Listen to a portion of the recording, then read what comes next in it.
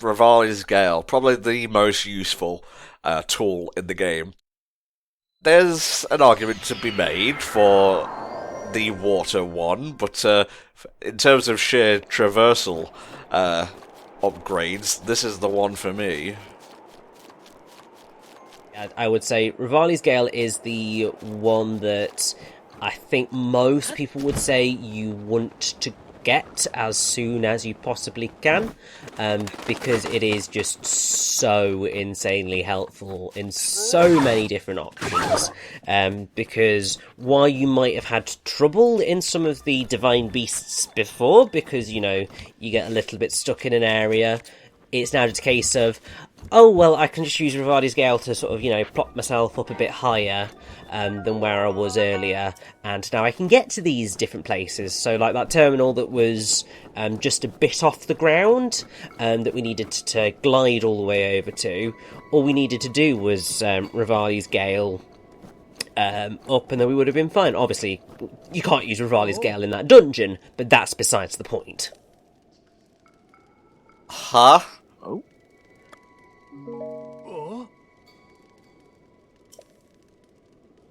The anti-Sheikah. They took the Sheikah and they turned it upside down, and now they want to bring Ganon into the land, which they already did. So to be fair, this is just the equivalent of enforcement. They're just trying to keep the status quo. Although I have to say, I was very intrigued to see the route that they went with the Yiga clan in Age of Calamity. I mean, to be fair, we're talking about Age of Calamity that much that it kind of feels inevitable that we should probably look at doing that at some point in the future, so that we can have a chat over all of that stuff properly. Because the Yiga clan that we get here is slightly different to the Yiga clan that we experience in Age of Calamity, but that is largely because of the events that happen in Age of Calamity, as far as I'm aware. That occur or do not occur. Yeah. Time travel is a beast like that. In terms of the champion rewards, it really just kind of depends on what your priority is. I'd say if your priority is exploration, if it's I want to climb every mountain in this game, get Rivali's Gale. If you're just still learning the game, if you're saying you don't really have like a goal for the game, you're just still trying to like stay alive, Zora should be your first area then. That health upgrade will probably help you out with that. The thing with that is that you have alternatives to that. You could probably go with food instead, and you'd probably get the same amount of benefit. If combat is your preference, like, hey, there's things I need to take down, places I want to go, I'd recommend going to the Gerudo first, just because that champion gift, that one turns most battle arenas into just button presses. It's kind of insane. The Goron champion reward is probably the most niche. I'm not even going to comment on its usefulness just because it's a shield. Like, a shield is about as useful as the person who uses it. I know it can basically negate damage, so if you want that, get it. But it really just kind of depends on what your priority with the gameplay is. But no, definitely, I feel if I had gone back on my first playthrough, because I did prioritize exploring and getting all the shrines, Rivali's Gale is probably the best for immediate benefit for that. And like you said, it also kind of messes with a lot of the game's puzzle and dungeon design in that it negates a lot of sometimes trickery of trying to think about how do I get to higher ground. Yeah. You just got the jump that negates that. You can figure it out now. Ooh, very nice.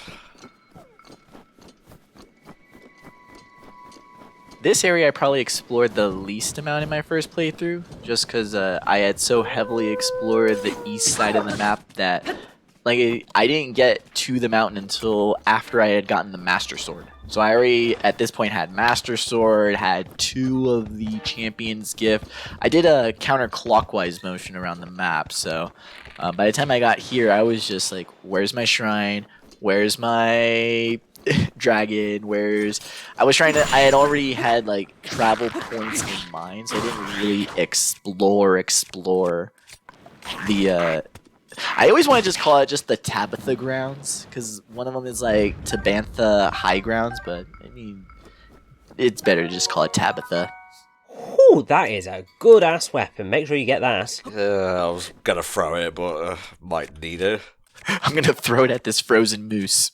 I don't need 2 of these, get out of here. No, you do not. You need that 45 damage. That's why they've been blooming murdering you so hard. Yeah. Moose, please, give me a lift. I don't know if I can ride the moose, actually.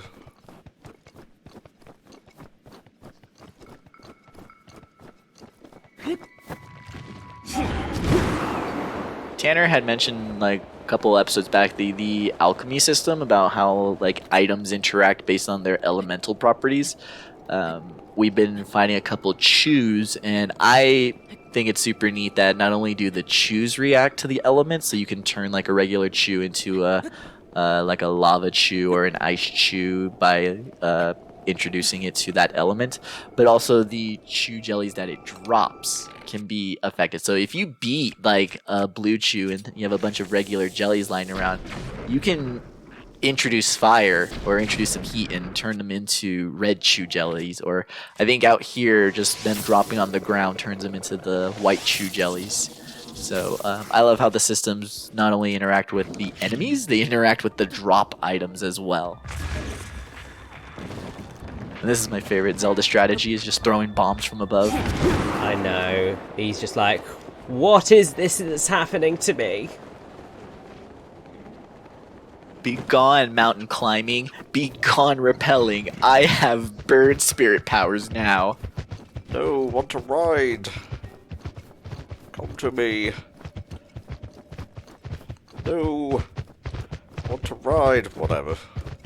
Maybe just leave him, because I don't think he's going to be particularly happy with you for trying to ride him. He can stay down there with the rest of the lads. You live there now.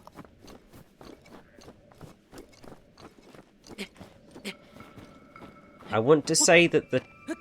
I might be up here that the tree was. I don't know if it's the tree on the other side. Well, the tree's only like a guide point. That is true. I'm hearing some shakalakas up here. Ooh.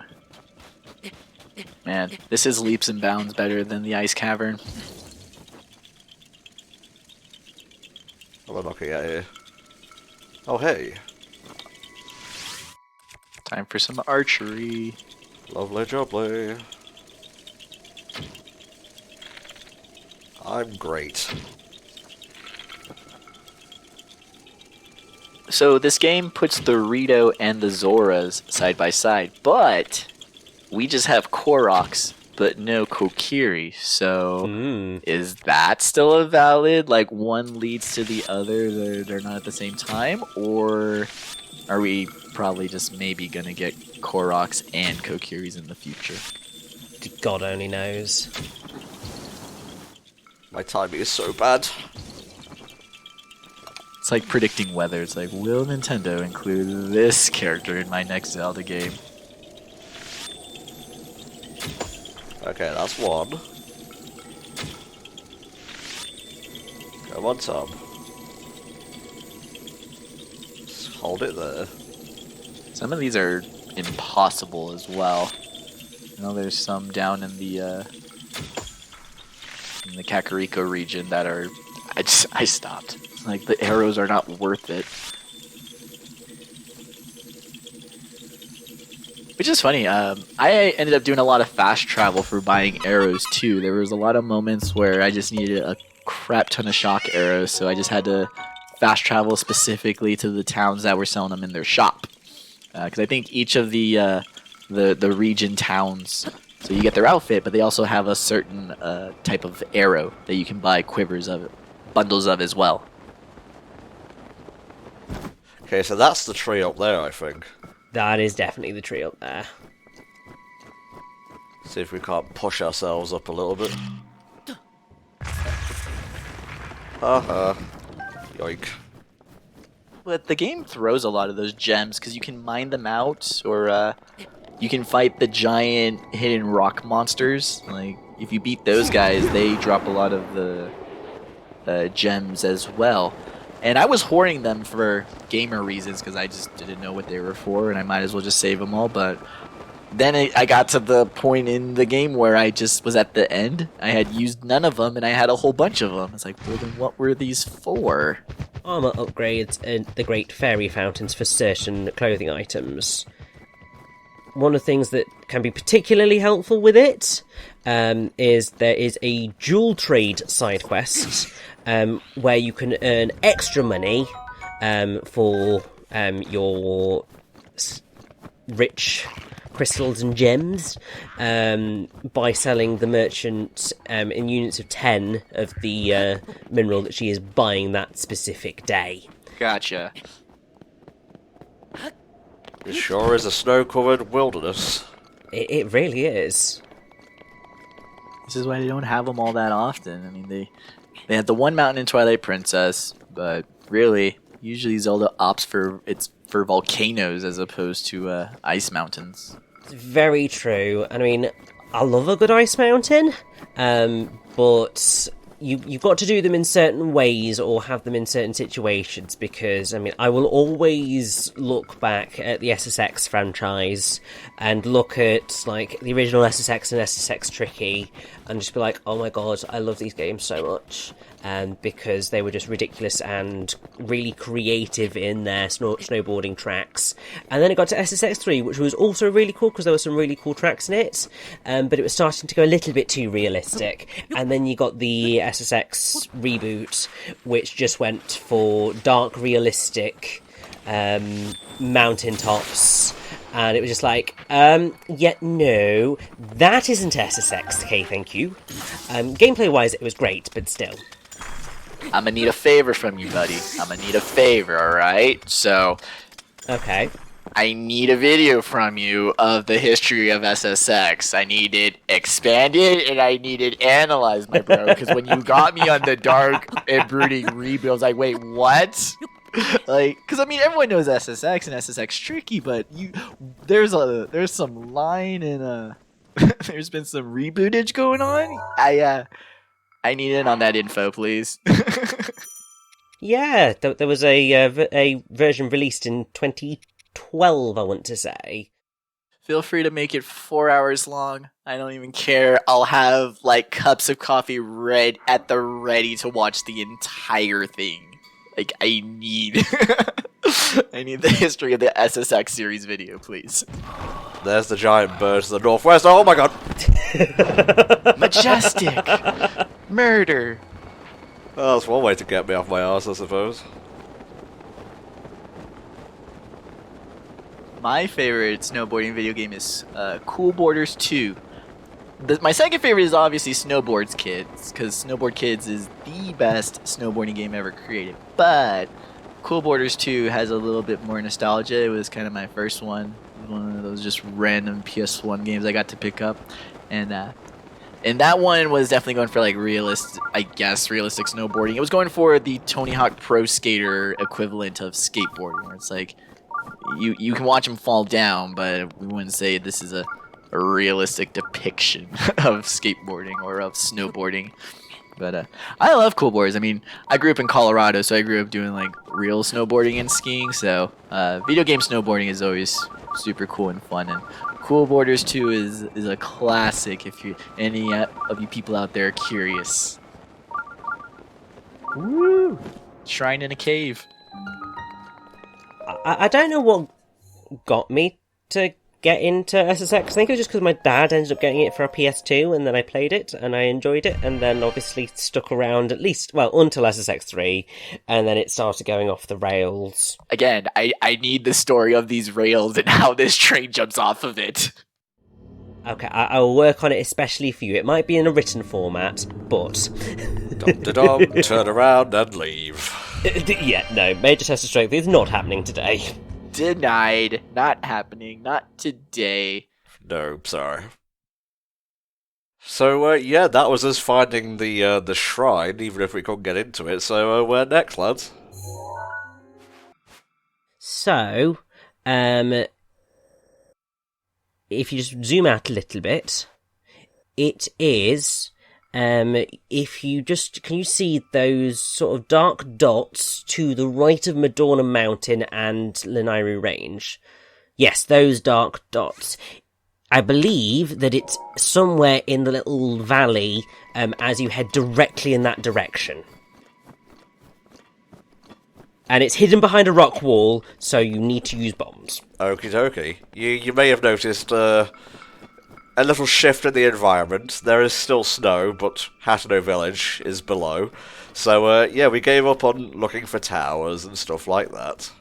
Yeah, the Hebra Mountains were mean, so we decided, sod the Hebra Mountains, we don't need them, and came to these lovely mountains instead. There's Lionels in them dar hills, so we decided to go elsewhere. No. Dum-de-dum. Da-da-da. This region is where I would say I spent 50% of my playtime on my first playthrough. Because the thing is, I spent a lot of time kind of underleveled. Once the progress snowballs in this game. Once you kind of get more and more new shit, then you're able to kind of take care of the other stuff. So I spent a lot of underleveled time in this region. Versus by the time I had gotten to Rito Village, I was pretty overpowered. I was already on like a second row of hearts, so I was able to better withstand the forces of the mountain. But it is always nice, at least in here we are in the southeast region, where once you collect more and more upgrades, you can always go back and more efficiently. Because you can explore just about everywhere in the beginning. It's just you're going to have to find the right path. You're going to have to time your climbs. You're going to have to time your attacks. But you can always go back with all of the upgrades and just clear stuff much more efficiently and just kind of graze through it. And there's a lot of good stuff, like stuff that's even useful in the late game in this region. Like there's a lot of stuff that doesn't really like peter out. You don't really have like that, not like a curve, but that power creep. And also, I do believe that we get some climbing boots here, which help us climb up quicker. Nice.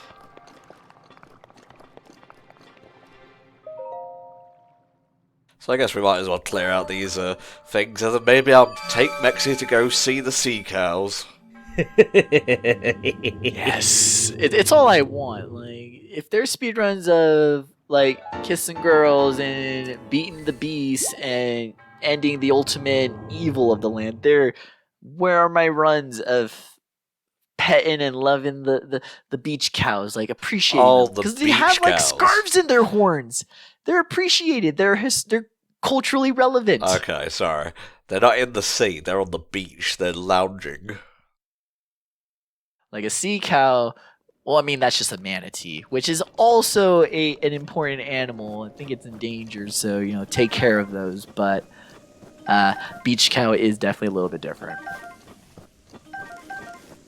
I mean, wouldn't we be in the right area roughly to Just about. It's kind of like they're in the probably more south. If I go directly south from HATENO Tower, we should just happen across it.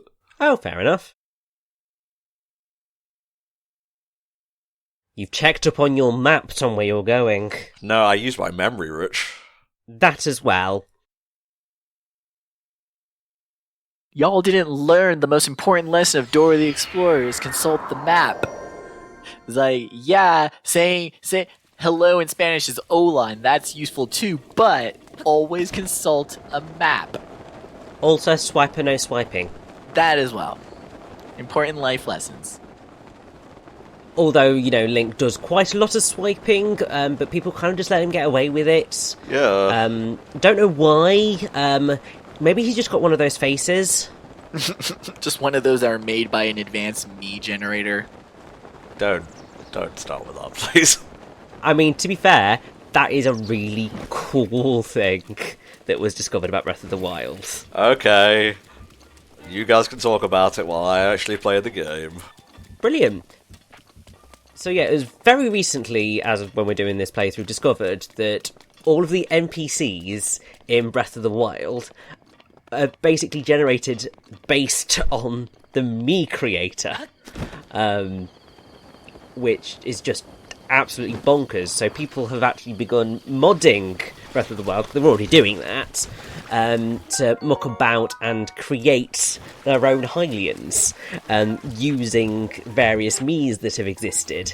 And, like, it's ridiculous, but also it's so cool. Emergent gameplay. It's just, yeah, really awesome that is how they created these NPCs, because I was always very impressed with how good the NPCs looked, and the fact that it has been built using the same technology that they used to create the Miis is insane. I think we can go ahead and take off our things now. There we go. Link's a little toasty. We want to help him take his sweater off, so he's not sweaty and stinky. I think it makes sense that they used the Mii generator, because really, I mean, when we're like here talking about video games and they're like, oh, they could do this, do that, like doing things in a video game involves like knowing the programming, the coding system for it. If you're at Nintendo and you already have this system that generates faces and people and looks for you, there's no reason not to use it. Like, to me, it's like perfect. I'm honestly surprised they didn't do that before. Like, they've reused Zelda engines, the whole dang engine. So to reuse, you know, just the shuffler for a face shuffler for them, like, that makes absolute, yeah. There's no reason. It's efficient. It's effective. There's no reason not to. To me, it kind of just, a lot of people enjoy that factoid just because, you know, it references back to the Miis. I mean, whomst among us over the age of like 20 didn't spend some time on their Wii making at least 10 different faces?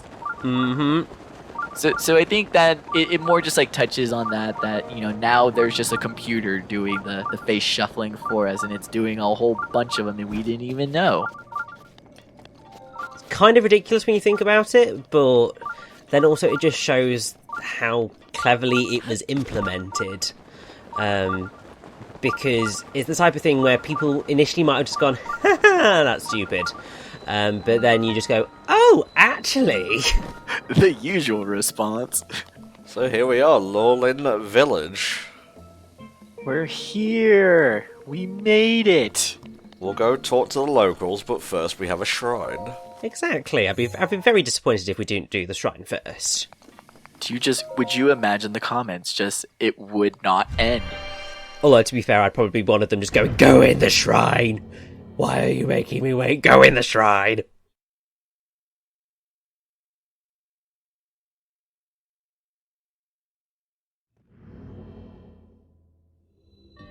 A weighty decision. This one should be fun. Nope, that's not the one I want. Yeah, no, don't want to bomb on that. Playing with portals. Yeah. Oh, you motherfucker.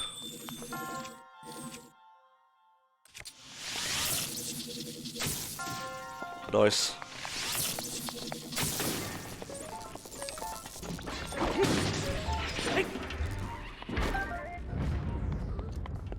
I love the difficult scale of the Guardians. Like, they start off as these actually difficult things, and then they just turn into your playthings. Well, we haven't reached a real garden yet, Maxie. True.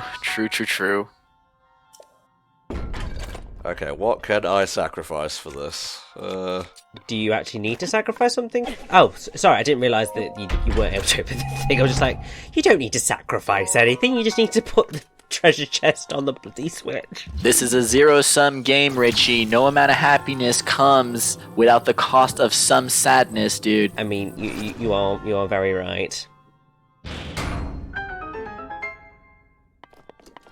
It adds to the tension on Breath of the Wild. It's why you can't really get complacent on, oh, I got my strong weapon, no more exploring and fighting stuff. No, because eventually that nice weapon's gonna break, and you're going to need to find something else to replace it. Mm-hmm. I think it's really fun that this is a game where you can be in a position where you replace one of the strongest weapons in the game with a stick. Why? Because it was the only thing around after your strongest weapon broke. Like that entire situation to be created in this game is very fun, very cool, and is one of the best things of Breath of the Wild. Also one of the most terrifying. If you have to take a guardian down with a stick, well, sure hope you can shield reflect.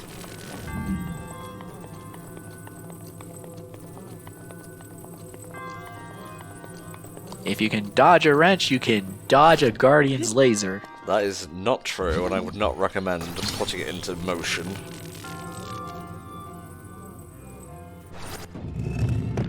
Woo!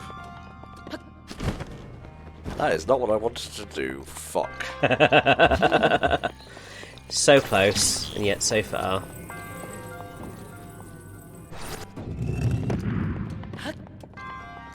Yeah, you can see how this works. It's just a basic weight puzzle. Shit, I'm pretty sure this is a copy of one in Wind Waker. Oh, hey, yeah. No, you're right. This is just like Tower of the Gods. Yeah, that's the exact one I was thinking of. Okay, so I wasn't the only one. There are definitely some puzzles in this game that like you can kind of see that it was a remod of an old Zelda puzzle. They just put the Sheikah like skin over it, but I mean, again, you want to do things that are nice and efficient when you're a company, and it's also kind of on a design narrative structure. You can be like, well, the Sheikah were inspired by these past dungeon ideas, blah, blah, blah, but no, I recognize that dungeon from the Spirit Temple, and you can't hide it from me, Nintendo. You can't hide from me. Well, Zelda and Nintendo are the same thing, right? Very true. This is true. This is true. But Nintendo also does weird stuff where, like, okay, I know we didn't really get super into the Nintendo World stuff, but I went back and watched a video, and I think it's partially adorable, partially interesting that Miyamoto still refers to himself as Mario's father. Mm-hmm. Like, that to me is an interesting, like, he's not just like, oh, creator or the author or the writer. He puts like a familial twist on it. Mario is his child, his son. And because we had talked in the first episode of this playthrough about how, Nintendo sometimes goes through extreme things to protect their IP.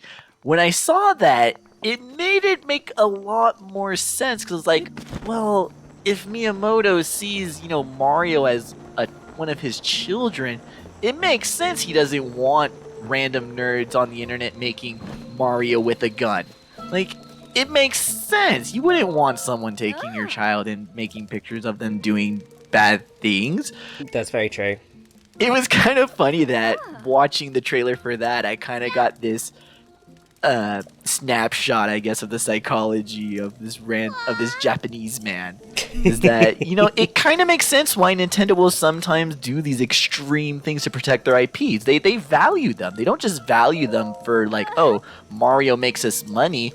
They view some of these characters as family. I'm sorry, I just have to laugh at the what's for dinner. But what is? Like, is it chicken?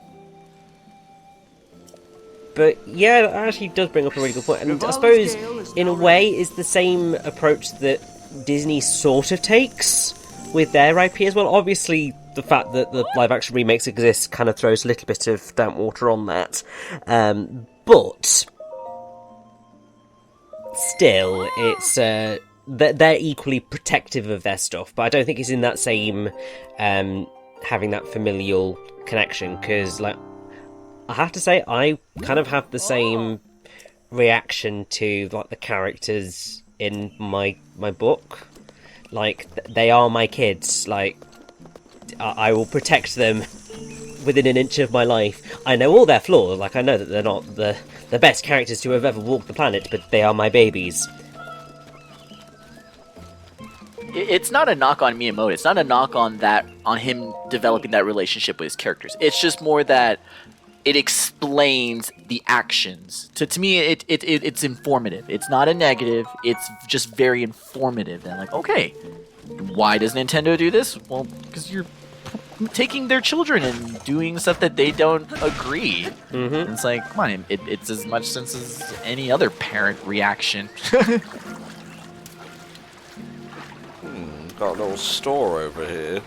Oh yeah, I came back to the store so many times for arrows on on my first playthrough.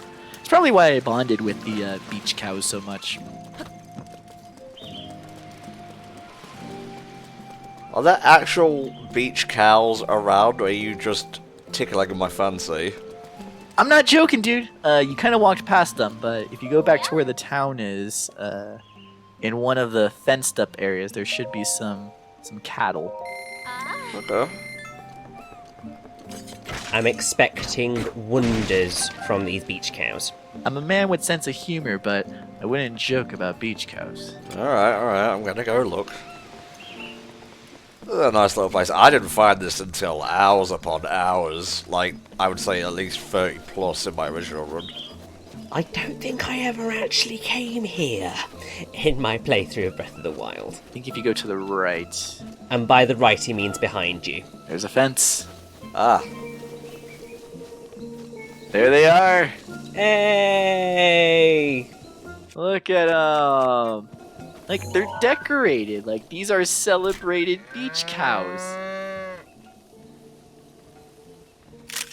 Yes. Perfect. Alright, so Hyrule Castle is our next location, our next destination. We're done. Wrap it up, gentlemen. Alright, the cursed statue. The three giant brothers. Oh, that's defeating the High Knocks. I'm not ready for that. Oh, no, you are not. And we're not ready for the Trial of Thunder either, because that went terrible, so... Cursed statue, was it? Well, I guess we can go from here, and we'll head to the north, which is where the Goron place is.